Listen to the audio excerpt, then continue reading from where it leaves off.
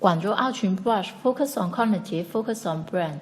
AOQUN strip brush has 3 brush bases: the electrolytic plate, the stainless steel plate, and the galvanized sheet.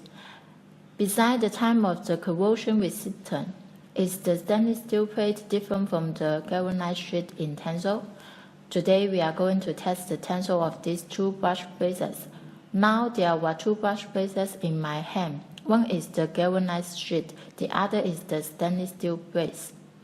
We will do some preparation job for the testing. We choose 10 mm above 300 brush filament as sample for each strip brush for testing. Now we check the tensile of the galvanized sheet first.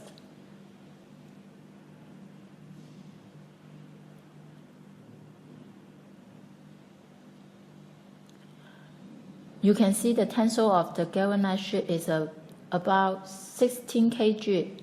And then we test the tensile of the stainless steel.